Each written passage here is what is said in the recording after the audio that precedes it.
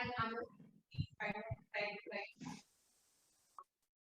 I am against what I decided to.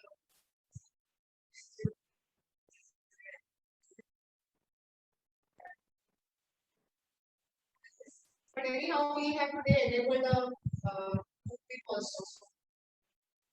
So like people who are live right now, I understand see the slide later. We have entered a link in the bio. I am profile where you can click and distribution of call. People who are on the ELS WhatsApp group, we send them join from that WhatsApp link. Today we have a very interesting session and talk about, and then we switch to the session. So welcome everybody, and it's actually so I don't need to introduce myself. Prakash Akashe from Marathi English. Prakash Akashe is our colleague. Yes, expert on business planning as well as and he also has these different sorts of actions. Why is business planning important? So business that is just start as certain areas that focus on and understanding market income type wise and income कसं studying जे so it might sound basic, but it might be also and also if you have questions, you can ask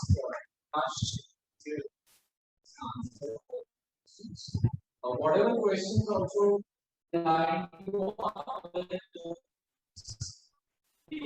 with Deyasra for how long? It's been 7 years. 7 years. So since Deyasra has been in picture, Prakash is yes. So perfect. I'll hand it over to you, Prakash, now, and all our participants. So I see 3 of them joining on Zoom and about 7-8 of them in the hall. So almost close to 10-12 participants. We can begin the session now. Sure. Thank you. So good morning to all, and just let me share my screen. Okay. So again, good morning to all, and my name is Prakash. I'm working with Deyasra Foundation. At present, I am a product owner of funding vertical. So we will begin our program, that is business planning program. So आनंद यांनी मला थोडंसं ENI-च्या work बाबत सांगितलेलं होतं आणि how you people are working, how you people have started your business or planning to start your business. तुमचे काही passions आहेत जे तुम्ही आता फॉलो करत आहात आणि त्याचंच तुम्हाला पुढे बिझनेस मध्ये पण कन्वर्ट करायचं आहे. So like that these things are there. So Prakash, there are businesses that have already started as well. So maybe just started businesses, and some are also a little older, 1 year, 2 year kind of businesses as well. Yeah. So this business planning program is for both of the businesses.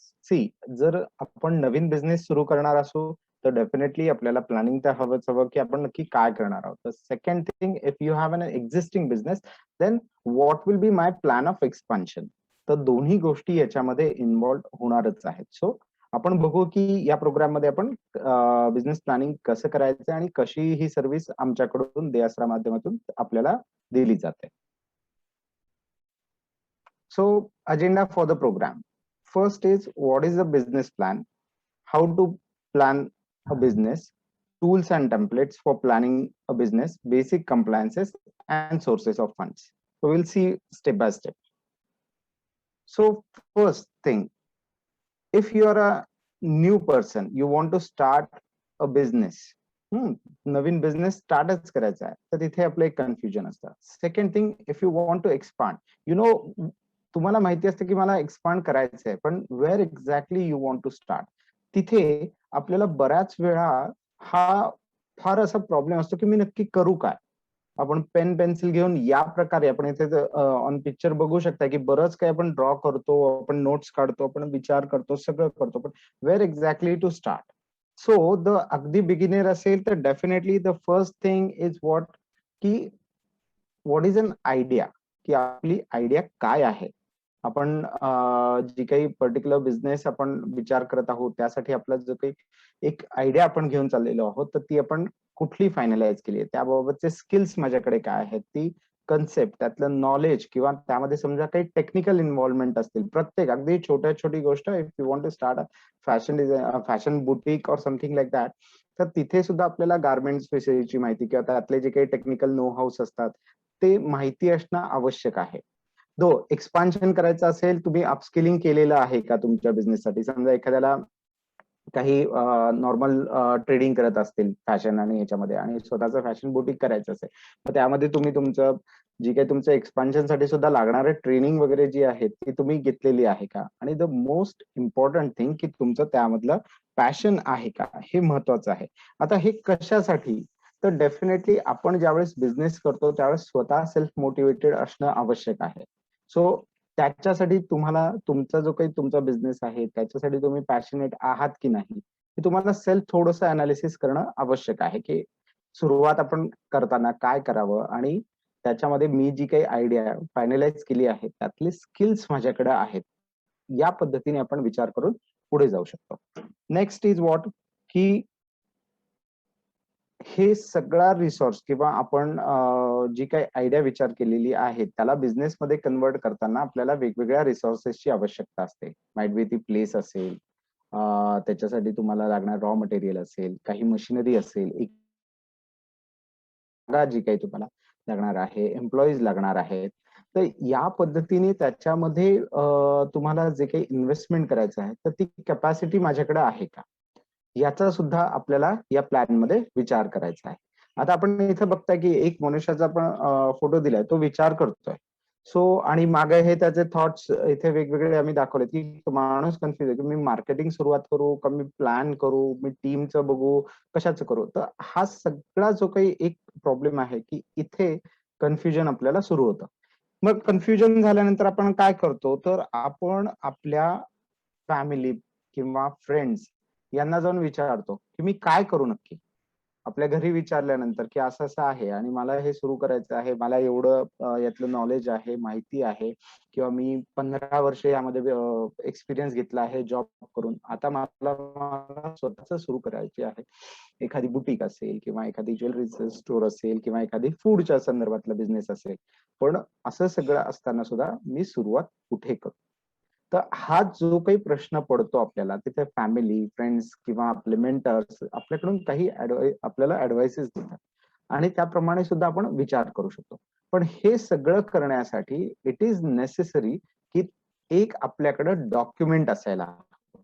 त्या document वरती एक एक गोष्ट आपण जर लिहित गेलो तर डेफिनेटली आपल्या समोर एक प्लॅन असेल. तर आता ह्याला काय म्हणतात, तर जसं आपण बघितलं की याला म्हणतात business plan. So first thing, what is a business plan. मी इथं अक्षरशः डेफिनेशन जी दिलेली आहे ती, सॉरी एकच मिनिट, आपल्या सगळ्यांना ही डेफिनेशन दिसत आहे इथं. सो इथे जी डेफिनेशन दिली आहे मी पूर्ण ती रीड आउट करून देतो फर्स्ट आणि मग आपण त्यावरती आणखीन डिस्कस करू. A business plan is a written document that describes in detail how businesses defines its objective and how it is to go about achieving its goal. It lays out a written roadmap for the firm for marketing, financial and operational standpoints. So जसं मी मगाशी च्या slide मध्ये दाखवलं की आपण विचार करत असतो, विचार आपले बरेचसे असतात आपल्या डोक्यामध्ये, पण ज्यावेळेस आपण त्या एका कागदावरती लिहायला सुरुवात करतो, रिटर्न डॉक्युमेंट आपण तयार करतो, तेव्हा आपल्याला स्टेप बाय स्टेप गोष्टी कळत जातात. मग त्याचा आपल्याकडे काय पर्टिक्युलर आपल्या स्वतःचा बिझनेस सुरू करण्याचं काय ऑब्जेक्टिव्ह आहे किंवा फर्मचे काय ऑब्जेक्टिव्ह आहेत आणि त्याच्यानुसार आपले काही गोल्स असतात की बाबा फर्स्ट इयर मध्ये मी माझं स्वतःचं शॉप एस्टॅब्लिश करेन, त्यामध्ये लोकांना कळेल किंवा त्याच्यात मार्केटिंग होईल, काही माझे फायनान्शियल गोल्स असतील, मी तेवढे अचीव्ह करण्याचा प्रयत्न करेन, तेवढा टर्न ओव्हर करेन किंवा मार्केटमध्ये मला एस्टॅब्लिश व्हायचंय तेवढा मी प्रयत्न करेन. अशा ज्या काही गोष्टी असतील त्याप्रमाणे आपल्याला तो roadmap and that too written roadmap करणं आवश्यक आहे. So that is what the business plan. Second thing, त्याचा पर्पज काय, what is the purpose of business plan. There are two purposes. First of all, there should be means तुमच्या particular बिझनेसशी तो align असणं आवश्यक आहे. So that if it is a written, definitely it will be align with your business. तुमच्या business objective आणि हे असेल त्याच्याशी बरोबर तो अलाइन असणं आवश्यक आहे. कारण ती जी काही आपली विजन आहे, आपण जो काही विचार करत होतो, तर त्या विचाराशी त्याची अलाइनमेंट असणं आवश्यक आहे बिझनेस प्लॅनची. Then it helps to understand the financial viability of the business. आता देर आर टू थिंग्स. एक असते टेक्निकल वायबिलिटी, म्हणजे टेक्निकल फिजिबिलिटी आहे की नाही, हे करण्यासाठी आपल्याला त्या बिझनेसचं टेक्निकल नॉलेज असणं आवश्यक आहे. अगदी जसं मी सुरुवातीला म्हणालो की एखाद्याला स्वतःला पर्टिक्युलर फॅशन बुटीक किंवा चालू करायचं असेल, तर त्यामधलं जे काही टेलरिंगच्या संदर्भातलं नॉलेज आहे, फॅशन डिझायनिंगच्या संदर्भातलं नॉलेज आहे, हे त्यांनी अक्वायर करणं आवश्यक आहे. आणि त्याच्यानुसार नंतरच्या पुढच्या पार्टमध्ये फायनान्शियल वायबिलिटी ही आपल्याला बिझनेस प्लॅन मधून बघता येते. आता बिझनेस प्लॅन आपण का करायचा आहे, तर why to prepare a business plan. तर बिझनेस प्लॅन करण्याचा आपण जसं पर्पज बघितलेला आहे, तर तिथे आपल्याला इथे दिसेल की business plan is a very important strategic tool for the entrepreneurs. It helps them to achieve both short term and long term goals. मी मगाशी म्हणालो that I want to start a business and within next 3 months I want to start my own shop. असं जर माझा छोटासा गोल असेल, तर तो गोल मी अचीव्ह करणार आहे. And within a year if I want to cross the turnover of ₹10 lakh 20 lakh, असा माझा जर एक पर्टिक्युलर इयरचा गोल असेल, तर त्यासाठी मी काय केलं पाहिजे. सो ऑल थिंग्स आपण बिझनेस प्लॅन मध्ये मेन्शन करून ठेवणं आवश्यक आहे.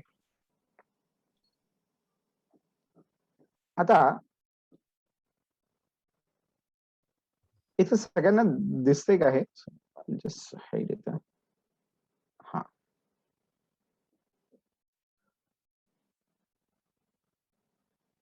इथे जर आपण बघितलं how business plan look like.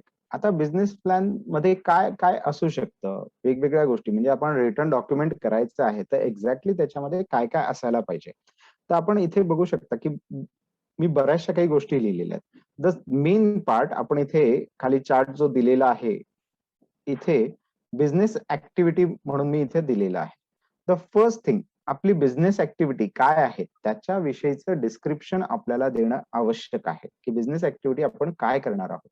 मग ती सर्व्हिस असणार आहे का, प्रोडक्शन असणार आहे, काही आपण मॅन्युफॅक्चरिंग करणार आहोत, ट्रेडिंग असणार आहोत, त्याप्रमाणे टाईप किंवा आपण नेचर ऑफ ऍक्टिव्हिटी ज्याला म्हणतो, that we need to specify in this business activity. First and most important thing. Second thing, a suitable name. आता सुटेबल नेम म्हणजे आपण बऱ्याचशा गोष्टींचा विचार करत असतो की आपला पर्टिक्युलर ब्रँड असेल, तर त्याच्याविषयी आपल्याला काहीतरी नाव देणं आवश्यक आहे. सो दॅट त्याला तिथे स्पेसिफिकली तो म्हणजे फूडच्या रिलेटेड, फॅशनच्या रिलेटेड, तर जो कोणी आपला टार्गेटेड ग्रुप ऑफ कस्टमर असणार आहे, त्याला ते नेम कॅची नेहमी राहणं आवश्यक आहे. आपण बघतो बऱ्याचशा आता मार्केटमध्ये वेगवेगळे ब्रँड्स आहेत, हे आहेत, तर नेमकं काय करतात हे आपल्याला त्यांच्या नावावरून सुद्धा लक्षात येतं. तो suitable name is very important thing. Then the business location. नाव business location is one more important thing. अगदी एखादी छोटस आपण शॉप जरी सुरू करणार असो, रिटेल शॉप असेल आपला, तर त्याविषयीचा आपल्याला थोडस मार्केट सर्च त्या भागातला किंवा आपल्याकडे येणारे जे कस्टमर आहे, तर त्यांच्यासाठी ते सुटेबल आहे की नाही. तिथे आपण समजा रोड साइड असं काही शॉप आपला असणार आहे, तर त्याचा रोडचा अप्रोच कसा आहे, आजूबाजूची लोकॅलिटी आपल्या टीजीच्या जे कोणी असतील तर त्यांच्यासाठी सुटेबल आहे की नाही. म्हणजे आपण एखादी ब्युटी पार्लर वगैरे सुरू करण्याचा विचार असेल, तर डेफिनेटली आपण एखाद्या छोट्याशा मॉलमध्ये जागा बघत असो किंवा एखाद्या अशा ठिकाणी बघत असो की तिथे लेडीज जे कोणी आहेत, जे येणार आहेत, त्यांना कम्फर्टेबल तेवढा फील आला पाहिजे. सो दॅट आपण त्याप्रमाणे जागा तिथे शोधणं आवश्यक असतं. तर अशा काही छोट्या गोष्टी असतात की जिथे आपल्याला बिझनेस लोकेशन हे फायनलाइज करण्यापूर्वी बघायला लागतं. किंवा आपलं काही ट्रेडिंगची ऍक्टिव्हिटी असेल, तर तिथं डेफिनेटली आपल्याकडे जो काही येणारा स्टॉक आहे, तो लोडिंग अनलोडिंग करण्यासाठी जागा आहे की नाही.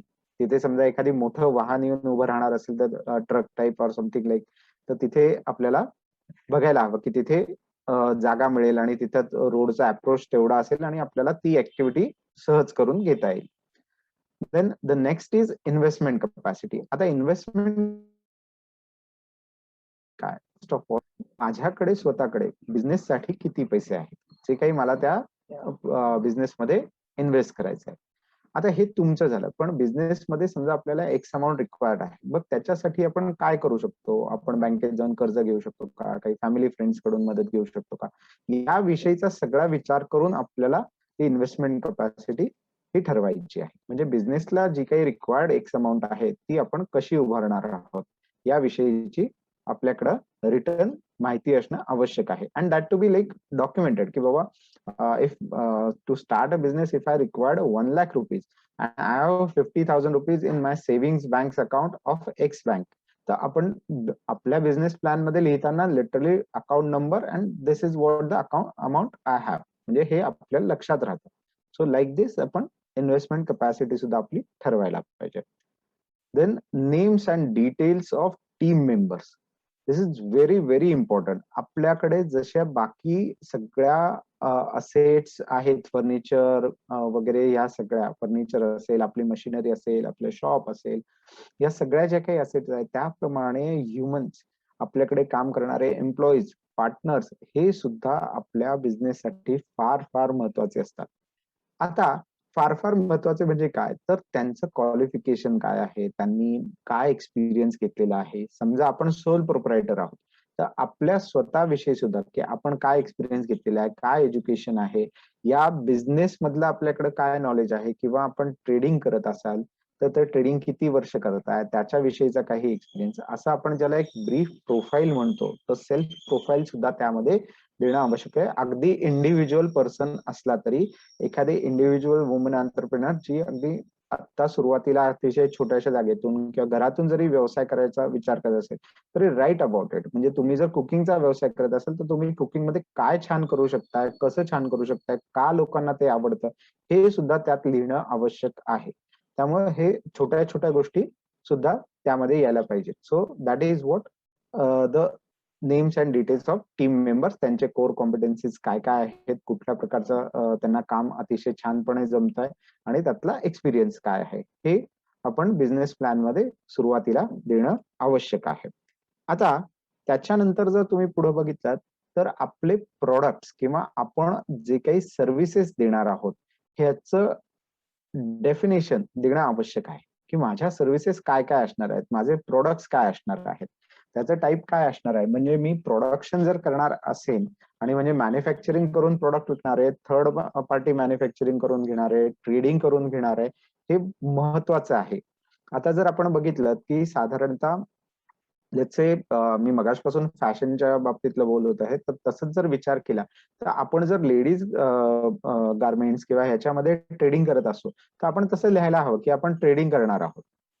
आणि मग माझ्याकडे प्रोडक्ट्स आहेत ते मग कुठल्या रेंजचे आहेत, कोणासाठीचे आहेत, हे त्याच्यात आपल्याला सांगता येते. म्हणजे आपले प्रोडक्ट्स असतील तर. पण आपण याच्यामध्ये फक्त एक टेलरिंगची सर्व्हिस प्रोव्हाइड करणार आहोत किंवा एम्ब्रॉयडरीची सर्व्हिस प्रोव्हाइड करणार आहोत, तर आपण स्पेसिफिकली ते देणं गरजेचं आहे. आणि जर दोन्ही असतील तर दोन्ही आपण तिथं स्पेसिफाय करणं गरजेचं आहे. त्यानुसार आपल्याला आपल्या प्रोडक्ट्स आणि सर्व्हिसेस नुसार आपले टार्गेटेड ग्रुप ऑफ कस्टमर्स किंवा त्यांच्या नीड्स काय आहेत त्या बघून तिथे आपल्या स्किल्स प्रमाणे त्या सर्व्हिसेस आणि प्रोडक्ट्स आपल्याला फायनलाइज करायचे. कदाचित असं होईल की एखाद्या प्रोडक्टला डिमांड येईल, एखाद्या प्रोडक्टला नाही येणार लगेच, but it may take time. So पण राईट डाऊन करून ठेवणं गरजेचं आहे, कारण की आपण ती सर्व्हिस देणार आहोत. आपल्याकडे त्याचं स्किल आहे, मॅनपॉवर आहे, मशिनरी आहे, रॉ मटेरियल आहे. So that we are going to provide that service. So accordingly the services, products, pricing. आणि प्राइसिंग हे आपलं कॉम्पिटिशन बेसिस किंवा आपल्या कुठल्या बेसिसवर आपण नक्की केलेलं आहे हे तिथे देणं गरजेचं आहे. आता कॉम्पिटिशन स्टडी हा काय असतो, तर कॉम्पिटिशन स्टडी जर आपण बघितलं याच्यामध्ये, तर याच्यामध्ये तुम्ही बघू शकता की तुमच्याच प्रमाणे इतर बिझनेस जे कोणी एस्टॅब्लिश्ड असतील किंवा ऍस्पिरंट्स असतील ते सुद्धा या प्रोडक्ट्स किंवा सर्व्हिसेस जे अवेलेबल आहेत तुमच्याकडे तसेच ते सुद्धा प्रोव्हाइड करणार आहे. मग त्यांच्याविषयीचा स्टडी सुद्धा आपल्याला करणं आवश्यक आहे. ठीक आहे. तर तो जो काही स्वॉट अनालिसिस असतो तो आपण तिथे करायला हवा. तर त्याविषयी सुद्धा आपण पुढच्या स्लाइड्स मध्ये जरा डिटेलमध्ये बोलू. देन काही आपल्याला जर आपण हे सगळं ज्यावेळेस बिझनेस प्लॅन करत असतो, जसं मी सांगितलं की बिझनेसमध्ये इन्व्हेस्टमेंट गरजेची आहे. तर इन्व्हेस्टमेंट ही सुरुवातीची आपण जी फर्स्ट टाइम करणार आहोत त्याविषयीच झालं, पण जे आपल्याला दर महिन्याला एक्सपेन्सेस येणार आहेत त्याविषयी सुद्धा आपल्याला बिझनेस प्लॅन मध्ये पूर्णपणे नोट्स देणं आवश्यक आहे. आता अगदी सुरुवातीचे काही एक्सपेन्सेस किंवा आपण ठळक एक्सपेन्सेस इथं दाखवण्याचा प्रयत्न केला, like electricity expenses, repairs maintenance, salary wedges, किंवा काही आपला रेंट असेल, टेलिफोनचे एक्सपेन्सेस असतील, ऑफिसचे एक्सपेन्सेस असतील, पेट्रोलचा खर्च आपण आजकाल बघू शकतो. आपला टू व्हीलर आपण वापरत असू, आपण फोर व्हीलरनी म्हणजे टेम्पोज वगैरे हे जे काही वापरत असू ट्रान्सपोर्टसाठी, तर त्यांना देणाऱ्या आपण कॉस्ट जी काही पे करत आहोत, तर ती सगळी कॉस्ट आपण यामध्ये नोट करून ठेवणं गरजेचं आहे. आणि ही एस्टिमेटेड आपल्याला काही दिवसात करता आली पाहिजे. म्हणजे बिझनेस प्लॅन मध्ये साधारणतः आपल्याला कळू शकेल की माझ्या शॉपचं रेंट असेल 10-12 हजार रुपये रेंट आहे. टेलिफोन एक्सपेन्स माझ्याकडे 3-4 एम्प्लॉईज आहेत, त्यांचे टेलिफोनचा खर्च, स्वतःचा टेलिफोनचा खर्च जो काही आपण बिझनेससाठी वापरणार आहोत तो, मशिनरी प्रमाणे रिपेअर्स मेंटेनन्स आहे, किंवा इलेक्ट्रिसिटीचा तसा वापरत असेल तर तेवढे चार्जेस आहेत. तर ह्या सगळ्या गोष्टी आपल्याला विचारात घ्यायला पाहिजे. नाव इंटरेस्ट हा कधी आपण विचारात घ्यायला पाहिजे, तर डेफिनेटली आपण या सगळ्यासाठी काही लोन अमाऊंट किंवा काही आपण बोरो करणार आहोत, तर आपल्याला इंटरेस्टचा सुद्धा इथं विचार करायला हवा. कारण की दर महिन्याला आपल्याला मग तो EMI असेल किंवा वर्क आपण कॅश क्रेडिट वगैरे सारखं लोन घेतलं असेल तर तिथे आपल्याला इंटरेस्ट पे करावा लागतो. तो किती आहे, काय आहे, हे आपण फॅक्टर करायला हवं. आता या सगळ्या तुमचं जे काही कॉस्ट आहेत तर या पर्टिक्युलर बिझनेसमध्ये आपल्याला दाखवणं गरजेचं आहे. आता हे सगळं झाल्यानंतर मगाशी मी एक पॉइंट सांगितला होता की आपल्या इन्व्हेस्टमेंट कपॅसिटी. तर इन्व्हेस्टमेंट कपॅसिटी ही आपण नोट डाऊन केली की बाबा माझ्या बँक अकाउंटमध्ये 50,000 रुपये आहेत, उरलेले 50,000 20,000 मी कर्ज घेणार आहे, आणि आणखीन 30,000 जे ते मी फॅमिली फ्रेंड्स कडून घेणार आहेत. तर याला म्हणतात सोर्सेस ऑफ फंड. माझ्याकडे फंड्स जे काही येणार आहेत ते कुठल्या सोर्सने येणार आहेत, मग त्याच्यासाठी आवश्यक असणाऱ्या गोष्टी माझ्याकडे आहेत का. म्हणजे फॅमिली फ्रेंड्स कडून मला मिळणार आहेत हेच सांगितलं, माझे बाबा देणार आहेत, माझ्याकडचे ब्रदर आहे, सिस्टर आहेत, ते कोणी मला ह्या पैशांची मदत करणार आहेत, हे इथपर्यंत ठीक आहे. पण आपण ज्यावेळेस बँकेकडे जाऊ लोनसाठी वगैरे, तर त्यासाठी आपण तयार आहोत का, याचा सुद्धा आपल्याला याच्यात विचार करणं गरजेचं आहे. सो आता यामध्ये सुद्धा आपण एक एक जरा डिटेलमध्ये चेक करूया की डिस्क्राईब द बिझनेस ऍक्टिव्हिटी. जसं मगाशी मी तुम्हाला सांगितलं की identification of business activity, product और सर्व्हिस जे काही आपण ऑफर करणार आहोत तर ती फार महत्वाची आहे. Then suitable name for your business. Again मी हे रिपीट करतो की तुमचं जे काही पर्टिक्युलर बिझनेसचं नाव आहे याच्यातून काय तुम्ही ऍक्टिव्हिटी करणार आहात, साधारणतः सर्व्हिस असेल किंवा प्रोडक्ट्स असतील, हे थोडंसं तिथं हायलाइट होणं आवश्यक आहे. Listing down the names and details of key team members, finalization of business location, analysis of investment capacity, all things आपण आता डिस्कस केलेले आहे. तर हे सर्व आपल्याला व्यवस्थित डिस्क्रिप्शन याचं द्यायचं आहे. Now this is very important point, study the competition and market. So ज्या वेळेस आज जसं मी आपल्याशी डिस्कशन करतोय, तर देआसरामध्ये सुरुवातीला आम्ही रिगार्डिंग बिझनेस प्लॅनिंग याविषयी काही एंटरप्रेन्युअर्स, काही मेंटर्स यांच्याशी जेव्हा डिस्कशन केलं तेव्हा आम्हाला कळलं की एंटरप्रेन्युअर्सला किंवा नवीन माणसाला जेव्हा असं काही करायचं असतं तर थोडंसं त्याला काय क्वेश्चन्स विचारायचे किंवा मी कसं हे करू, कुठे जाऊन बघू, कसं करता येईल. तर या सगळ्याचं या सगळ्यावरती सोल्युशन म्हणून आम्ही 3 एक टेम्पलेट डिझाईन केले की साधारणतः जर सुरुवातीला एखाद्या माणसाला त्याचा बिझनेस सुरू करायचा आहे, आयडिया आहे, पण हा कॉम्पिटिशन स्टडी कसा करावा किंवा थोडंसं तिथल्या जवळचा मार्केट स्टडी कसा करता येतो, याच्याविषयी त्या 3 टेम्पलेट्स आम्ही तयार केलेल्या आहेत. तर ह्या आता टेम्पलेट्स मध्ये आम्ही साधारणतः इथं मी तुम्हाला त्यातले काही पॉइंट्स आहेत ज्याचे स्क्रीनशॉट इथे आहेत.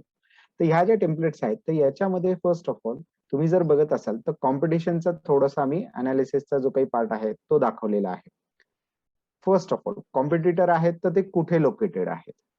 Second, how long they have been in a business. Then what are their targeted markets, म्हणजे त्यांचं ओव्हरऑल टार्गेट मार्केट कुठलं आहे. त्याचबरोबर त्यांचे काही selling points, unique selling points आहेत का, किंवा काही पर्टिक्युलर कॉम्पिटेटिव्ह डिफरन्शिएशन आहेत का. What are their strength, weaknesses काय आहे एक्झॅक्टली. तर हे क्वेश्चन्स तुम्ही स्वतः मार्केटमधून तिथे फिरून किंवा तुमचे जे कॉम्पिटिटर्स आहेत त्यांचा स्टडी करून या क्वेश्चनचे आन्सर्स तुम्ही घेऊ शकता. अगदी एखाद्या पर्टिक्युलर ठिकाणी आपलं शॉप असेल, किंवा आजकाल आपण बघतो की ऑनलाईन सुद्धा आपल्याकडून बरेच बिझनेसेस केले जातात. Completely online e store develop केले जातात आणि त्यातून आपण पुढे करत आहोत. मग अशा वेळेस कॉम्पिटिशन जी आहे ती आपल्याला थोडीशी आणखीन जास्त होणार आहे, कारण की जसं तुम्ही जगासमोर ऑनलाईनच्या माध्यमातून येत आहे, तसे अजूनही बरेचसे लोक ऑलरेडी त्या बिझनेससाठी ऑनलाईन मार्केटमध्ये आलेले असू शकतात. मग त्याच्यासाठी ते कुठे प्रोव्हाइड करतात सर्व्हिसेस, काय करतात, हे आपल्याला त्यांच्या वेबसाईट, त्यांचे ऍप्स किंवा त्यांच्याशी कस्टमर्स ऍज अ कस्टमर म्हणून तुम्हाला बोलून कळू शकेल की ते कुठे लोकेटेड आहेत. आता काही ठिकाणी आपण जर बघाल तर काही स्टोअर्स आहेत, म्हणजे बुटीकच्या बाबतीतले असू दे, याच्या पण त्यांचा जरी ऑनलाईन प्रेझेन्स जरी असला ना, तरी सुद्धा ते जिथे ऍक्च्युअल सर्व्हिस प्रोव्हाइड करतात ही एका लिमिटेड सिटी पुरते असू शकते, किंवा काही ठराविक शहरांमध्येच ते सर्व्हिस प्रोव्हाइड करू शकते. सो तिथं तुम्हाला ही गोष्ट लक्षात येते की एखादी पुण्यामध्ये लोकेटेड असणारी ऑनलाईन ई स्टोअरची एखादी कंपनी आहे आणि ते वेगवेगळ्या सर्व्हिसेस प्रोव्हाइड करतात, ज्या सेम सर्व्हिसेस प्रोडक्ट तुम्ही सुद्धा प्रोव्हाइड करता, पण ते पुण्यातल्या विशिष्ट भागापुरतेच करत आहे. तर तुम्हाला तिथून अंदाज घेता येऊ शकतो की फक्त पुण्यातच करतात, इथं नाशिक, सांगली, कोल्हापूर या भागात आपले प्रोडक्ट आपण देऊ शकतो का, ह्याचाही आपल्याला विचार तसा करता येईल. सो या पद्धतीने आपल्याला कॉम्पिटिटर्सचं पहिल्यांदा अनालिसिस करायची आहे, त्यांची माहिती आपल्याला सुरुवातीला कलेक्ट करायची आहे. देन त्याच्यानुसार आपण मार्केटिंग मध्ये काय काय करू शकतो, आपल्या सर्व्हिसेसच्या कुठल्या स्ट्रॅटेजी असतात, याविषयी सुद्धा काही क्वेश्चन्स आम्ही त्या टेम्पलेटमध्ये दिले आहेत. त्यातलेच फक्त काही क्वेश्चन्स मी इथं आता दाखवत आहे की what are the additional services would you add to your offerings. म्हणजे आपण जे काही प्रोडक्ट्स किंवा आपले जे काही सर्व्हिसेस आहेत त्यामध्ये आपण काही ऍडिशनली काही देऊ शकतो का. आजकाल आपण जर बघितलं तर डिलिव्हरी देणं ही सुद्धा एक ऍडिशनल सर्व्हिस किंवा त्याच्याविषयी सुद्धा बिझनेसेस सुरू झालेले आहेत. म्हणजे आपण बघतो की काही ज्या डिलिव्हरी, फूड डिलिव्हरी मोठ्या आजकाल ऍप कंपन्या ज्या डेव्हलप झाल्या, तर त्यांचं कन्सेप्ट काय, तर ते कुठल्याही प्रकारचं फूड स्वतः तयार करत नाहीत, कुठलंही काही नाही, फक्त ते तिथं जिथे अवेलेबल आहे तिथून घेऊन कस्टमर पर्यंत पोहोचवत आहेत. म्हणजे ती काही डिलिव्हरीची जी काही चेन आहे त्याच्या अराउंडच त्यांचा तो बिझनेस आहे.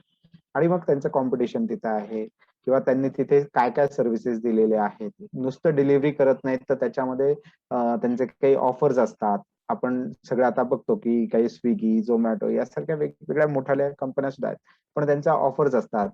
त्याच्या व्यतिरिक्त काही लोकल डिलिव्हरीचे पण असे आहेत की जे या प्रकारचे फूड डिलिव्हरीज किंवा काही ग्रोसरीज याच्यामध्ये सुद्धा आपल्याला डिलिव्हरीमध्ये सर्व्हिसेस प्रोव्हाइड करतात. सो आपण काय त्याच्यामध्ये ऍडिशन देणार आहोत आपल्या प्रोडक्ट्स मध्ये, किंवा आपण व्हॅल्यू ऍडिशन काय करणार आहोत, तो महत्वाचं आहे. देन प्रत्येक ह्याचा साधारणतः आपल्या प्रोडक्टसाठी किंवा सर्व्हिससाठी आपण ज्यावेळेस तो तयार करतो, तर त्याचा आवरली बेसिस किंवा डेली बेसिसवर साधारणतः आपल्याला काय कॉस्टिंग होत आहे याच्याप्रमाणे आपली प्रॉफिटेबिलिटी तिथं थोडी बघणं आवश्यक आहे. आणि तो कंपॅरिझन आपल्याला करणं हे बिझनेस प्लॅन मध्ये आवश्यक आहे. देन त्यातून काही सर्व्हिसेस जर आपल्याकडून दिल्या जात नसतील तर त्या ड्रॉप कराव्यात का, किंवा त्या पुढे काही वर्षांनी कंटिन्यू करायच्या, काही दिवसांनी कंटिन्यू करायच्या का, याचा सुद्धा आपल्याला विचार करायला हवा. येस. नाव पुढची जी टेम्पलेट आहे ती आहे प्रोडक्ट्स आणि सर्व्हिसेसच्या बाबतीत. आपण जर एक बघितलं तर आपल्याकडे अवेलेबल असणाऱ्या सर्व्हिसेस आणि आपले प्रोडक्ट्स किंवा आपले ऑफरिंग हे नोंद करून ठेवणं गरजेचं आहे. आपल्याला माहिती पाहिजे की आपण कुठल्या सर्व्हिसेस देऊ शकतोय आणि प्रोडक्ट्स आपण प्रोड्यूस करतोय.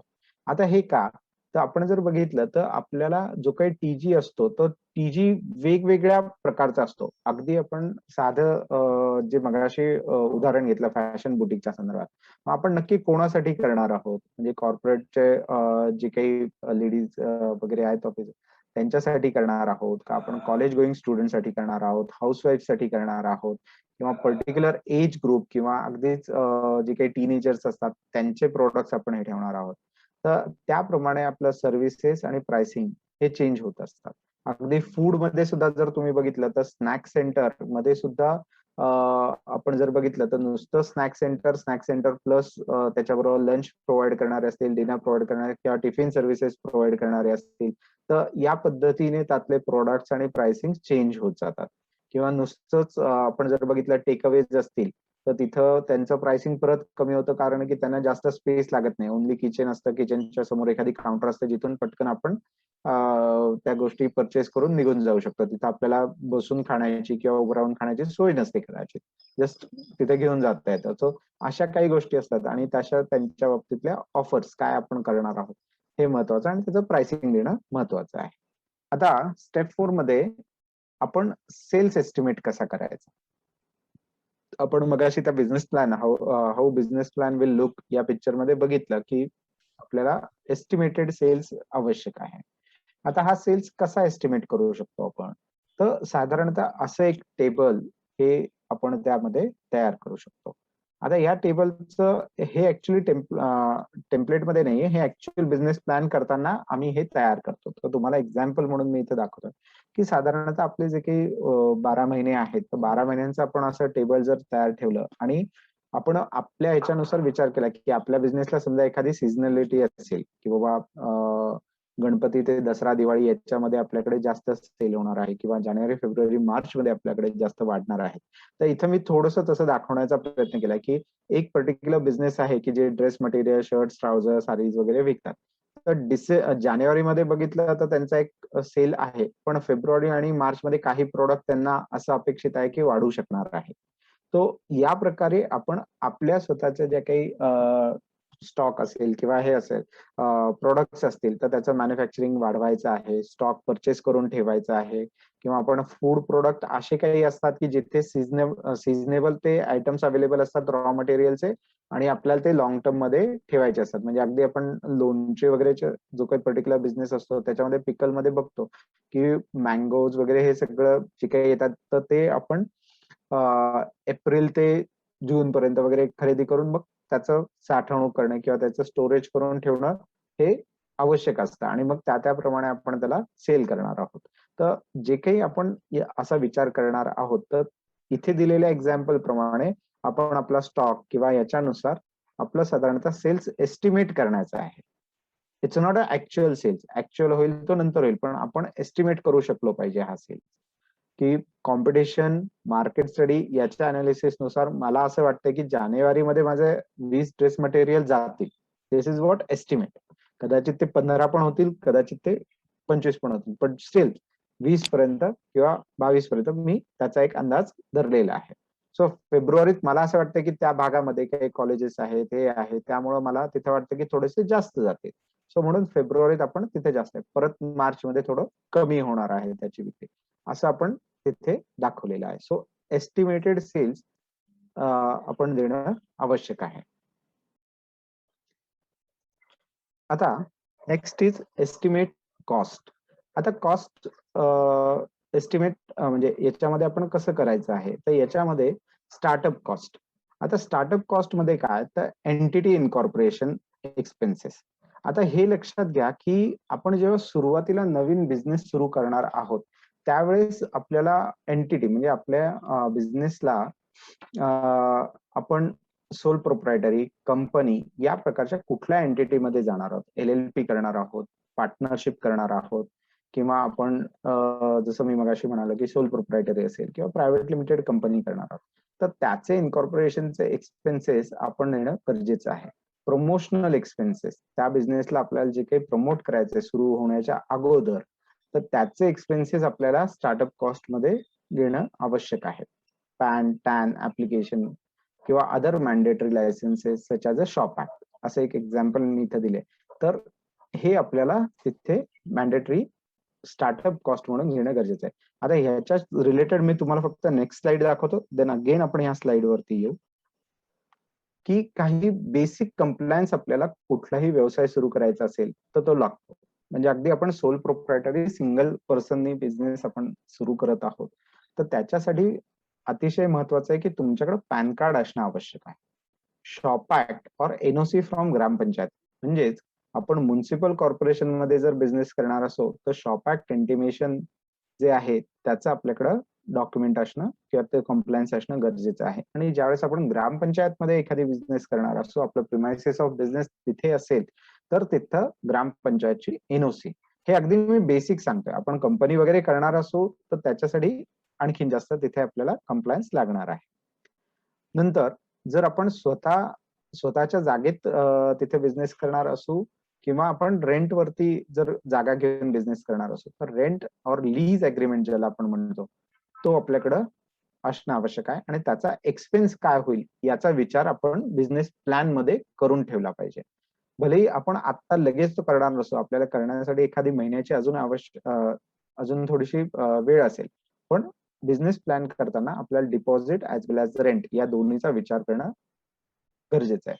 Sale deed of the business premises, म्हणजे आपल्याकडे जर बिझनेस प्रिमायसेस आपण विकत घेतलेला असेल तर त्याची सेल डीड जी असणार आहे किंवा त्याचं जे काही रजिस्ट्रेशनचे डॉक्युमेंट्स असतात ते आपल्याकडे असणं आवश्यक आहे. आणि करंट अकाउंट विथ बँक, तर हे एवढे अतिशय बेसिक कम्प्लायन्सेस आहेत, हे लागणार आहे. मग नेचर ऑफ बिझनेस किंवा बिझनेसचं काय आहे त्याच्याप्रमाणे, म्हणजे फूडचा बिझनेस असेल तर FSSAI रजिस्ट्रेशन, लायसन्सेस, उद्यम रजिस्ट्रेशन, कंपनी आपण फॉर्म करणार असतो तर कंपनीच्या संदर्भातले सर्व रजिस्ट्रेशन, आणि आपण समजा आपला लोगो वगैरे रजिस्ट्रेशन करणार असो तर ह्या सगळ्या गोष्टी ह्या नंतर येतील, पण ह्या बेसिक कम्प्लायन्स ज्या आहेत हे आपल्याला गरजेच्या आहेत.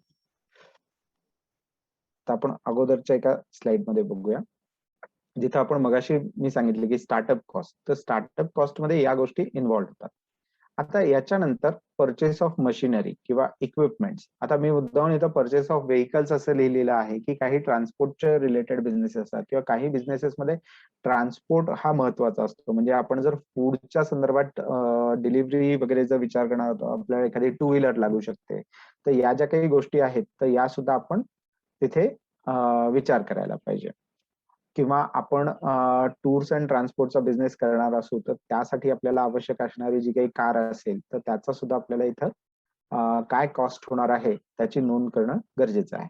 Then the cost of furniture. Furniture आपल्या ऑफिससाठी असेल, आपल्या पर्टिक्युलर ऑपरेशन्स आपण जिथे काही बिझनेसचे करणार आहोत त्याच्यासाठी आवश्यक असणार आहे, किंवा आपला प्लांट जो काही बिझनेस प्रिमायसेस असेल, मॅन्युफॅक्चरिंगच्या साठीचा जो काही प्रिमायसेस असेल तर त्यासाठी आपण इथे फर्निचरची कॉस्ट घेणं गरजेचं आहे. त्याच्या व्यतिरिक्त कॉन्टिंजन्सीज आहेत. Then deposit if the business place is rented premises. Rented जर असेल तर तो डिपॉझिट आपण दिलेला आहे. आपल्याला काही लोकांना माहिती असेल की मॅन्युफॅक्चरिंग करताना सुद्धा काही ठिकाणी आपल्याला जास्त ह्याच्या पॉवरची वगैरे गरज असते, तिथे आपण MSCB किंवा आपले जे काही हे आहे यांच्याकडून आपल्याला एक्स्ट्रा पॉवर घेण्यासाठी आवश्यकता असते. मग तिथे आपल्याला डिपॉझिट त्यांना तसे द्यावे लागतात, तर ते सुद्धा डिपॉझिट आपल्याला कन्सिडर करायचे आहेत ही कॉस्ट एस्टिमेट करताना. Then working capital. आता वर्किंग कॅपिटल म्हणजे काय, तर आपल्या बिझनेस साठी लागणारा जो काही डे टू डे चा जो काही खर्च येत आहे तर त्याच्या संदर्भातला संपूर्ण आढावा घेऊन आपण एस्टिमेशन तिथे वर्किंग कॅपिटलचं दिलं पाहिजे. म्हणजे आपण स्टॉक परचेस करणार आहोत, आपण बिझनेस जेव्हा सुरू करू तेव्हा डेफिनेटली आपले काही कस्टमर्स आपल्याला कदाचित क्रेडिट मागू शकतात. मग तो क्रेडिट पिरियड साधारणतः किती आपण ठरवायचा आहे, 6 दिवस, 7 दिवस, मे बी महिनाभर आपण देऊ शकणार असतो. तर असं साधारणतः आपल्या एक्सपेन्सेस तिथे किंवा आपले जे काही पैसे आहेत ते गुंतून राहणार आहेत. त्यासाठी आपल्याला वर्किंग कॅपिटलची थोडीसा विचार करून ठेवायला पाहिजे की आपल्याला day to day expenses plus या प्रकारचे जे काही आपले डेटर्स असतील ते, आणि आपला स्टॉक मध्ये गुंतून राहणारा जो काही पैसा आहे, कारण की प्रोडक्शन सायकल असेल तर रॉ मटेरियल मध्ये आपला पैसा गुंतून राहणार आहे. तर ह्या सगळ्याचा विचार आपण इथं करायला हवा. आपण हे मगाशी बघितलेलं आहे. Now let's go to next, that is estimate cash needs. आता हे कॅश नीड्स काय, तर हे थोडंसं वर्किंग कॅपिटल किंवा आपण त्याच्या संदर्भातल्या गोष्टी आहेत की इलेक्ट्रिसिटीचा एक्सपेन्स आहे. तुम्ही लक्षात घ्या की तुमचा बिझनेस समजा सुरू झालाय पण अजूनही तुमच्याकडे कस्टमर्स किंवा तुमचं प्रोडक्शनचं युनिट पूर्ण सेटअप होण्यासाठी किंवा थोडासा वेळ लागत आहे, पण हे एक्सपेन्सेस तुमचे चालूच होणार आहेत. तुम्हाला इलेक्ट्रिसिटी एक्सपेन्स हा पे करावा लागणार आहे. तुम्ही रॉ मटेरियल परचेस करणार आहात. कदाचित जर तुम्हाला त्याचं संपूर्ण फिनिश प्रोडक्ट तयार होण्यासाठी 20-25 दिवसांचा वेळ लागत असेल तर सेल डेफिनेटली हा 1 महिन्यानंतर होईल. त्याचे प्रोसेस यायला वेळ लागेल, पण रॉ मटेरियल तुम्हाला घेत राहणं गरजेचं आहे, कारण की तुम्हाला तुमचे प्रोडक्ट तयार करायचे आहेत. सॅलरी अँड वेजेस, आपल्याकडे जे कोणी लेबर्स असतील किंवा आपल्याकडे एम्प्लॉईज असतील त्यांना तुम्हाला दर महिन्याला सॅलरी किंवा वेजेस जर जे काही तुमचे टर्म्स ठरले असतील, वेजेसचे दर आठवड्याचे असतील किंवा त्या त्या दिवशीचे पण असतात, तर तसं सुद्धा तुम्हाला त्यांचे वेजेस देणं आवश्यक आहे.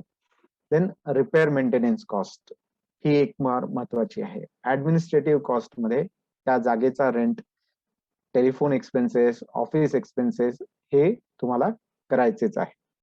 Selling and transportation expenses. आता what is selling and transportation expenses? तर तुमचा प्रोडक्ट किंवा तुम्ही रॉ मटेरियल जे काही आणणार असाल तर त्याच्यासाठी लागणारं जे काही ट्रान्सपोर्ट आहे ते एक्सपेन्स तुम्हाला हा अगोदरच करावा लागतो. सेल्स प्रोसीड आल्यानंतर करणं वगैरे असं याच्यात फार क्वचित होतं, कारण की मग तिथे क्रेडिट आलं, हे आलं, या सगळ्या गोष्टींचा तुम्हाला विचार करायला पाहिजे.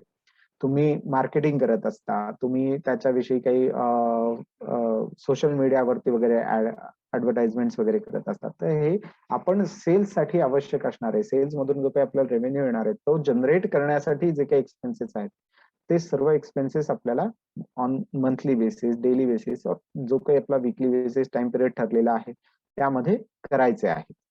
आणि त्यासाठी ह्याचं एस्टिमेशन असणं गरजेचं आहे. Interest on term loan and cash credit, CC म्हणजे कॅश क्रेडिट. तर या संदर्भात जो काही इंटरेस्ट आहे तो इंटरेस्ट सुद्धा आपला दर महिन्याला जाणार आहे, हे लक्षात घ्या. किंवा तो ईएमआय आपला दर महिन्याला जाणार आहे, तर तो आपल्याला इथं फॅक्टर करणं आवश्यक आहे.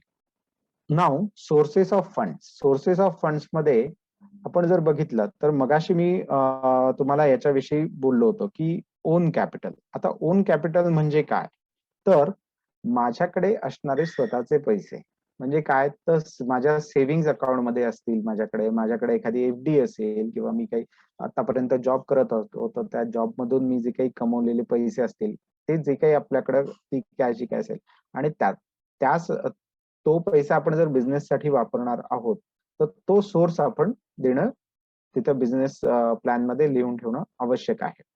सो याची इन्फॉर्मेशन सुद्धा देताना मी जसं म्हणालो की बाबा माझ्याकडे हे बँक अकाउंट आहे किंवा मी माझं या बँकेमध्ये सेव्हिंग अकाउंट आहे आणि तिथे माझ्याकडे आज 50,000 रुपये, 1,00,000 रुपये हे सेव्हिंग आहे जे मी पूर्णपणे बिझनेससाठी ठेवलेले आहे आणि ते मी वापरणार आहे. Why this? कारण की जेव्हा कधी आपण स्टडी करणार आहोत आपल्या बिझनेससाठी तर त्याच्यामध्ये पार्टनर्स असतील किंवा स्वतः जरी असो तरी आपल्याला लक्षात आलं पाहिजे, अरे ठीक आहे माझ्याकडे इथे एवढे पैसे अवेलेबल आहेत.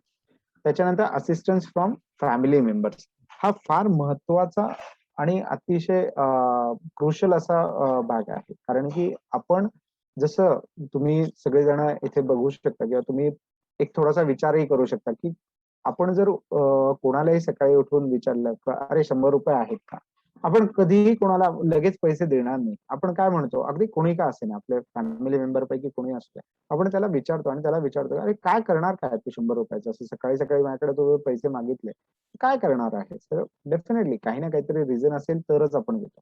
तो असिस्टन्स फ्रॉम फॅमिली मेंबर्स, त्यामुळे तुम्हाला ते बोलून त्यांच्याशी पूर्णपणे विचार करून ते किती तुम्हाला त्याच्यामध्ये मदत करू शकतायत का हे सुद्धा नोट करणं आवश्यक आहे. कारण डेफिनेटली हे जर काही आपण अशी मदत त्यांच्याकडून घेत आहोत तर ती किती आहे आणि किती ते त्यांची कपॅसिटी आहे ते देऊ शकतात याचा आपल्याकडं माहिती असणं आवश्यक आहे. आता याच्या पुढे जाऊन आपण काही लोन किंवा असं काही एखादी डिपॉझिट आपल्या फ्रेंड्स कडून, रिलेटिव्ह कडून काही घेत असो तर तोही आपल्याला याच्यात फॅक्टर करायला आवश्यक आहे. आता या सगळ्याच्या पुढे जाऊन अजून कुठून आपण फंड्स आणू शकतो, तर फायनान्शियल इन्स्टिट्यूशन, बँक आणि एनबीएफसी. डेफिनेटली तिथे त्यांचे वेगवेगळे टर्म्स आणि कंडिशन्स आपल्याला फॉलो करणं गरजेचं आहे. अगदी मी तुम्हाला त्यातली एक टर्म्स अँड कंडिशन सांगतो की तुम्ही एखादी लोन घ्यायला जाणार असाल तर बँक किंवा एनबीएफसी तुम्हाला कधीही 100% लोन देणार नाही. म्हणजे काय, तर तुम्हाला जर 1 लाख रुपयाची मशिनरी घ्यायची आहे तर बँक 1 लाख रुपयाची मशिनरीचं तुम्हाला लोन बिझनेस लोन देणार नाही. त्याच्यामध्ये ते म्हणतील की तुम्ही तुमचे स्वतःचे पैसे किती गुंतवणार आहात, ज्याला आपण मार्जिन म्हणतो, की साधारणतः 1 लाख रुपयाची मशिनरी असेल तर बँक एक्सपेक्ट करते की ऍटलीस्ट 25% म्हणजे 25,000 रुपये तुम्ही गुंतवा आणि उरलेली जी काही रक्कम आहे ती संपूर्ण रक्कम आमच्याकडून लोनच्या स्वरूपात तुम्हाला देण्यात येईल. तर असं ज्यावेळेस आपल्याकडे संपूर्णच्या संपूर्ण लोनच्या संदर्भातली जी काही सिस्टीम असेल तर त्यासाठी आपलं मार्जिन किंवा म्हणजे जो काही तो 25% आहे त्याला बँकच्या टर्ममध्ये मार्जिन मनी म्हणतात, तर तो आपल्याकडं असणं आवश्यक आहे. आणि त्याचा सोर्स हा आपल्याला तिथे, जसं मी मगाशी सांगितलं की का ते लिहून ठेवायचं, तर बँकेला किंवा कुठल्याही फायनान्शियल इन्स्टिट्यूशनला आपल्याला तो सोर्स लिहून त्यांना सांगावा लागतो, सो दॅट आपण तिथे हा विचार करू शकतो. सो फायनान्शियल इन्स्टिट्यूशन्स कडून सुद्धा लोन घेताना आपल्याला आपले स्वतःचे मार्जिन हे द्यायचे आवश्यकता आहे. आता loan under different government schemes याच्याविषयी तुम्हाला एक सांगतो की वेगवेगळ्या गव्हर्नमेंट स्कीम्स चालू असतात. त्या प्रत्येक त्याचे क्रायटेरियाज असतात. काही क्रायटेरियाज ह्या महिलांसाठी आहेत, काही क्रायटेरिया जनरल बिझनेसेस साठी आहे, काही क्रायटेरियामध्ये पर्टिक्युलर बिझनेस साठी त्यांनी दिलेले आहेत. तर असं जे काही असेल तर तिथे गव्हर्नमेंटच्या ज्या स्कीम्स मध्ये तुम्हाला उपयुक्त म्हणजे तुमचा तिथे एलिजिबिलिटी होत असेल तुम्ही त्या अंडर सुद्धा लोन रेज करू शकता. आता लोन्स घेताना सुद्धा लक्षात घ्या, इथे 2 गोष्टी दिल्या, टर्म लोन आणि वर्किंग कॅपिटल.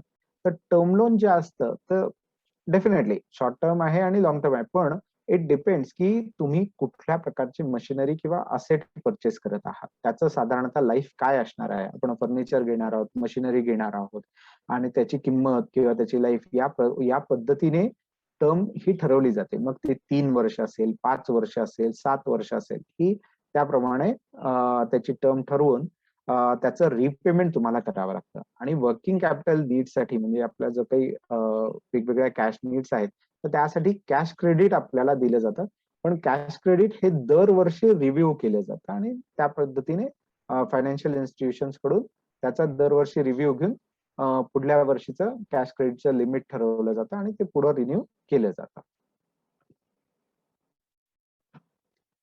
आता की बिझनेस प्लॅनिंग करताना देआसरा फाउंडेशन आपल्याला मदत करते, पण त्यासाठी काही आमच्या चेकलिस्ट अवेलेबल आहेत की नेमकं बिझनेस प्लॅनिंग करताना माझ्याकडे काय इन्फॉर्मेशन हवी, कुठल्या प्रकारची इन्फॉर्मेशन मी देआसराला प्रोव्हाइड करायला हवी. तर तुम्हा सगळ्यांना ही लिंक इथे दिसत असेल आता, तर ही जी काही लिंक आहे ती तुम्ही तुमच्याकडे लिहून घ्या, कॉपी करून घ्या, सो दॅट तुम्ही पुढे जाऊन या लिंक वरून त्या चेकलिस्ट ज्या आहेत आमच्या त्या चेक करू शकता आणि इन्फॉर्मेशन घेऊ शकता. मी फक्त एक मिनिटभर या स्लाइडवर थांबतो सो दॅट तुम्ही राईट डाऊन करू शकता किंवा if you want to click a snap तुम्ही फोटो सुद्धा घेऊ शकता.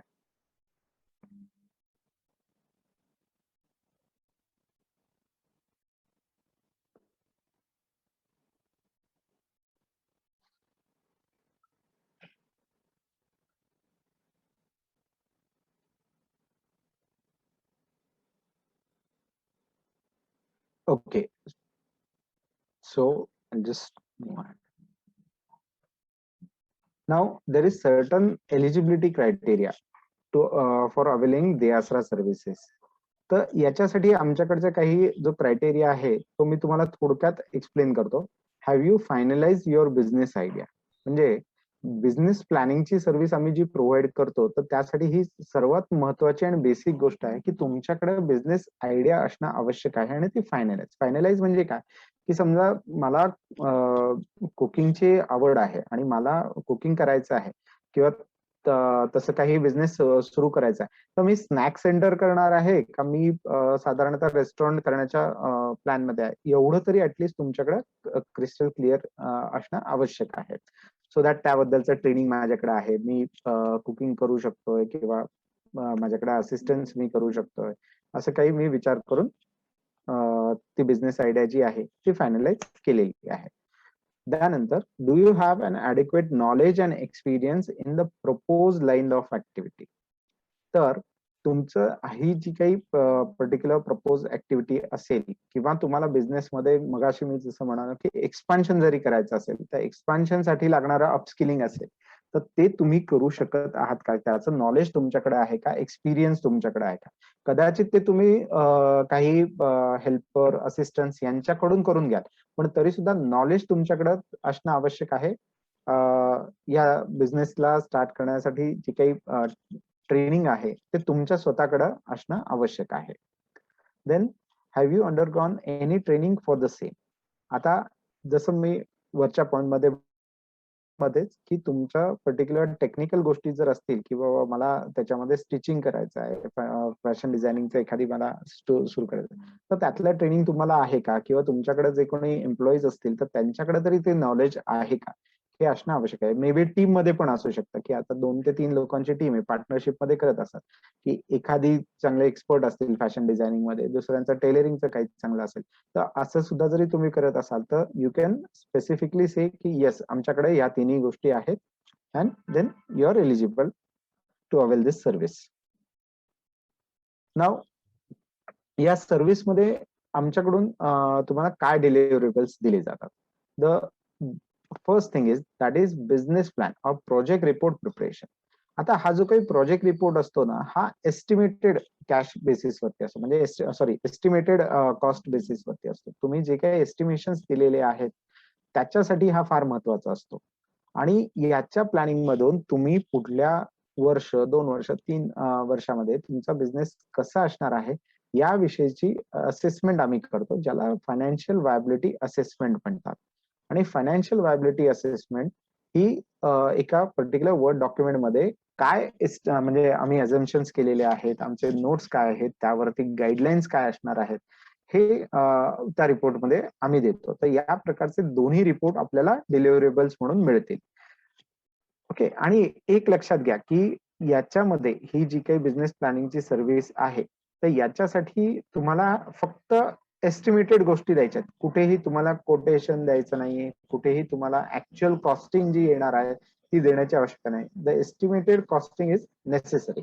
म्हणजे बऱ्याच वेळा असं लोक प्रश्न विचारतात, अहो सर ते मला बिझनेस प्लॅनिंगची सर्व्हिस घ्यायची, पण मग मी जाऊन आत्ताच सप्लायर कडून कोटेशन करू का, घेऊन येऊ का, मला माहिती नाही की मी आता लगेच चालू करेन का, किंवा हे सगळं विचार करून मला थोडा वेळ पण लागेल.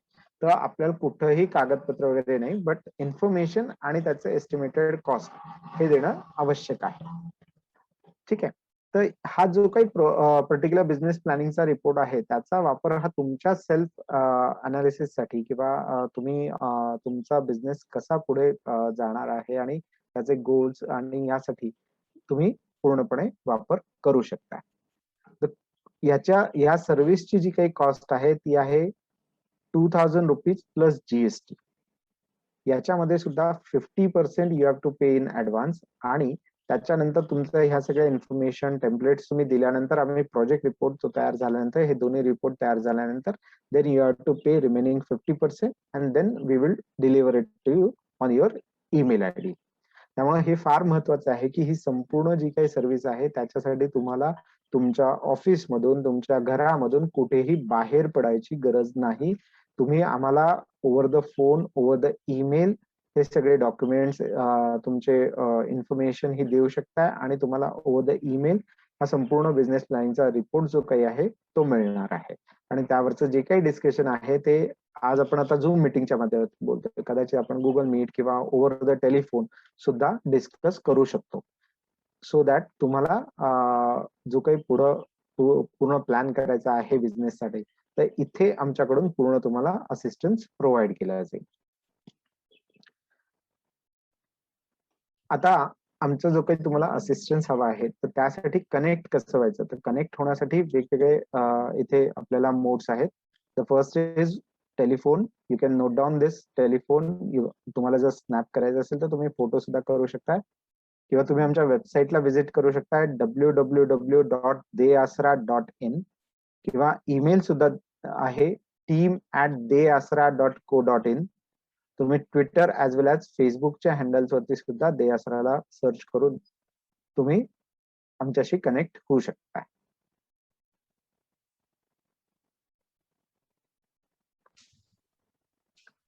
सो सो इथून पुढे आपण क्वेश्चन आन्सर्स घेणार आहोत. पण त्याआधी मला थोडस असं सांगायचं आहे, आमचे एक्सपर्ट आहेत ते आता आपल्याला जॉईन झालेले आहेत. तुमचे क्वेश्चन आन्सर्स साठी ते तुम्हाला गाईड करतील. आमच्या एक्सपर्ट जे आहेत त्यांचं नाव आहे मिस्टर सुधीर गिजरे सर, आणि दे आसरामध्ये ते सुद्धा more than 5 years as a mentor आणि एक्सपर्ट वेगवेगळ्या एंटरप्रेन्योर्सना गाईड करत आहे. मी गिजरे सरांना सांगेन की त्यांनी त्यांचं थोडंसं इंट्रोडक्शन द्यावं, सो दॅट आपण क्वेश्चन आन्सर सेशन सुरू करू शकतो. Gizre ji, namaskar. Thank you for joining. Anand here. Sir, you are on mute. Oh, sorry. Thank you, Anand. Thank you, Prakash. गिजरे जी, आज आपण एंटरप्रेन्योर एनेबलर नेटवर्क इंडिया असा आपला जो group आहे, जो महिन्यातनं एकदा दर वेळेला आपण भेटतो, तर आज सगळेजण आहेत. तुम्हाला या स्क्रीन वरती दिसतायत. Yes. I am able to see. I am able to see all of them. Thank you. So, Prakash has already given a brief in detail as such about the business planning. Friends, business planning is a very important document. You can prepare it on Excel with few subsections as suggested or as told by Prakash, because there are various aspects. Unless and until you jot down all these aspects in detail, say for instance your premises, so proximity of premises, your product range, your TG, I mean a target group of customers. So all these aspects needs to be jotted down and needs to be thought over in detail. Suppose you are taking a lease premises, then lease means it again a lease agreement needs to be there, because if you are going to approach in future for taking a loan from a banker, then it has to be a written document. Otherwise you can't able to rather tell banker that lease agreement is verbal. Lease agreement needs to be registered also. That's also separate service we are providing, how to prepare a lease agreement. For that also our services are available. Say for instance, what happened that you want to take a loan. Hypothetically, suppose 2 lakhs is the loan and you will repay that loan within next 3 years. So your lease agreement has to be for minimum 3 years. Your landlord may say that we will have initial lease agreement for 11 months. And you may agree with that also because you are paying some deposit also. But there has to be a clause that lease agreement after 11 months needs to be renewed. That sort of a thing needs to be mentioned in agreement so that banker will also trust on that lease agreement. So all these facets needs to be thought of. For that, my request that it is a document, and all these small about you, then even about you means your educational qualification, your family background, your team members. Suppose your trusted friend is also going to help you, then that also matters a lot. Banker sees all these things, and business is a continuous activity. So that's why your product range, your competition, your market, for all this due thought in detail needs to be given, and all these aspects needs to be jotted down. Suppose you request us for a business planning service, all these aspects in detail we will discuss with you. We will gather information. Again, we will have some sort of a discussion, and we will ask you some more information about that. Say, for instance, I will take a small example, a tailoring activity. Then tailoring activity can have a 3-4 products. Suppose that lady is a very good in communication. She can teach the other ladies also or girls. Then coaching also can be a one product. She is a good teacher, so ladies garments she can very well stitch, but she can very well think of having a stock of ladies garments. So trading activity is also involved in service activity. Then over a period, in one case, I have suggested, madam, why not you approach couple of cloth merchant, आपण जे sari shops म्हणतो, you have a tie-up and fall pico service you can extend at a lower price, so that cloth merchant will give a fall pico service free of charge, something like that. So she has 4 products now, couple products, so not only one product, so that you will be able to survive, and activity will be on a continuous basis for 6 months, 9 months, 8 months. There is always a busy season and a lean season. In lean season, what you are going to do, that needs to be thought of in advance. So all these aspects, business planning covers. Might be few of you are already in business. So how to scale up is also one of the, because you have started from your own funds, but now you want to go for a scaling up, expansion of a business activity. There also business planning is required, and then viability can be judged over period as such. All I feel now we will go for a Q&A. Anand, is it okay, or you want to add something? No, absolutely, Gizreji, thank you. And just for everybody's information, Gizreji has held a position in a bank earlier, 2025. So he exactly knows what the bank needs, right? And he Gizreji आतापर्यंत business proposals त्यांनी केली आहेत, आणि they are earlier used to actually get the sign. We are showing that now we are so, the business planning part is so structured that we know if you do this right, okay, the chances go very high about the loan getting sorted. Right? So, याच्या पुढची step असते business loan readiness, which is also another. पण याच्यातले compliances तुम्ही पाहिले असतील तर ते बऱ्याच वेळेला एक झालाय, दुसरे 3 नाहीये, 2 झाले, 1 नाहीये. तर जसं आपलं कपाटातल्या सगळ्या फाईल्स व्यवस्थित लावलेल्या असतात, तसं if you have everything sorted from day 1, तर मग मला एक्सपोर्ट करायचा आणि एक्सपोर्ट रिलेटेड परवानगी आता मी घेतो. तसं मला 2 वर्ष लोन लागणार आहे, तर मला त्यावेळेला घेतायचं की आतापासून you get that start. And earlier better, मी आणि Sayali we keep talking about it, की जितकं तुम्ही लवकर कराल गोष्टी, तितकं ते कमी टीडीएस, राईट? तर थँक्यू गिजरेजी. सर तुम्हाला काही सरांना विचारायचं असेल तर.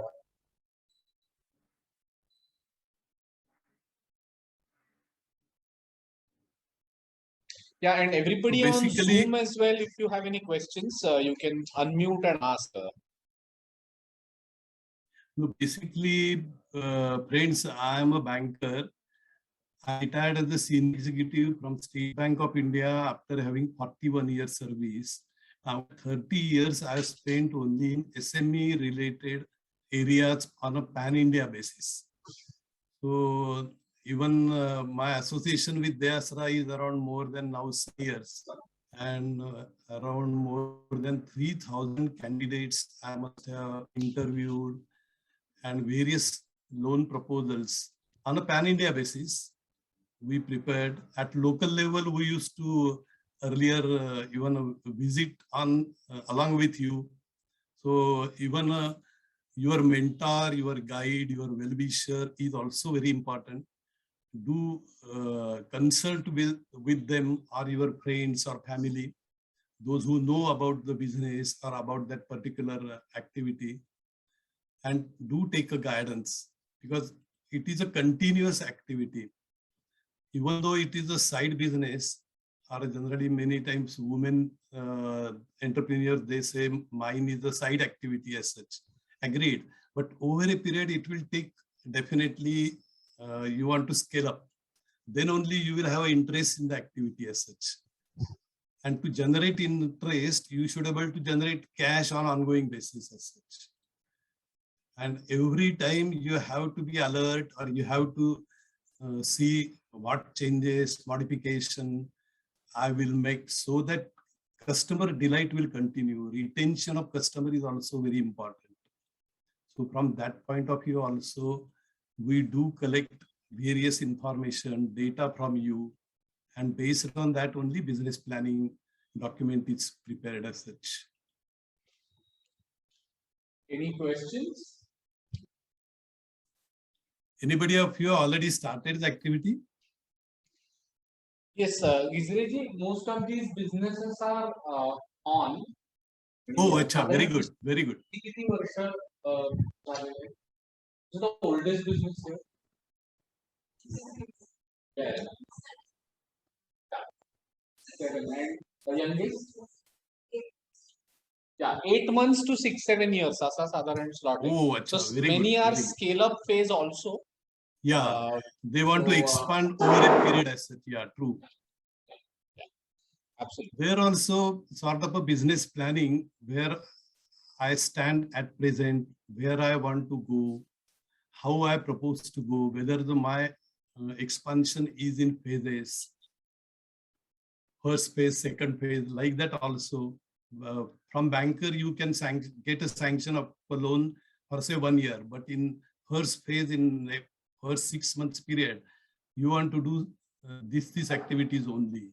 Like that also you can propose to the banker as such. Any limit sanctioned by the banker is valid. In case of a cash credit, it is for 1 year, and for a term loan, it is valid for 3 months as such. But disbursement can be taken as per your requirements as such. You need not avail an entire loan at a time as such. That is also there. Now, friends, financial institution means not only bankers. Bankers means not only public sector banks, cooperative banks, even a private sector banks, or a small finance bank is the new banks. They have also come up. And besides this, even NBFCs, like say Bajaj Finance, Kotak Finance, Lending Card, there are n number of institutions. They deal on an online basis. Public sector banks, they are about to deal on an online basis, but generally at present, they do on an offline basis as such. So offline and online, there is also some difference as such. Bajaj Finance may sanction your loan instantly, might be within a couple of hours, or even a HDFC also say in a 2 minutes loan will be sanctioned in certain category as such. But their interest rate and other terms, that also needs to be studied. You can have a sanction from couple of institutions, you can compare, and then you can think of from whom you can avail, because you have at that time a choice with you as such. That sort of a thing is also there. In such a cases also, we do provide a guidance. What are the favorable terms? Generally, public sector banks' interest rates are comparatively low. Then comes to private sector banks, then SBFC, and then NBFCs like say Bajaj Finance or Lending Card or so many other NBFC. They are on they sanction a loan on online basis. But what is important that their interest rate is little higher as compared to this. But if I get a loan within say 15 days or 10 days, and if I able to complete and execute my expansion within say couple of months, then that is also at times worthwhile as such. All right. If there aren't any questions, then we can maybe log out of Zoom and then continue the network activity that all of Salil, should we? Perfect. Gizreji, there will be a networking activity that participants will continue from here, and they will know each other. Many of them know each other. But this progressive meeting every month is getting us to develop multiple avenues. And we are ready to help you, or we are ready to guide you as such at any juncture. At present, you may not have any rather concrete question as such, but at a later time also, we can very well have a discussion. Sure. No issue. Sure. All right. So okay, thank you, Prakash. Wish you all the best. Thank you, Gizreji. Yes, and thank you. We will connect again. Just one last request for all of those who are on Zoom. I request all of you to also fill up the registration form. I just received an update saying 7 to 8 people have registered, but all of those who came late, there is a link on WhatsApp that you will find which says register now. So please register those who came in maybe after the session start. Right. Thank you. I'm logging off Zoom and Okay. Zoom, Rasika, Thank you. Prachi, Thank you. Apurva, Anurag, all of you. Thanks a lot for joining. Thank you. Thank you. Good day.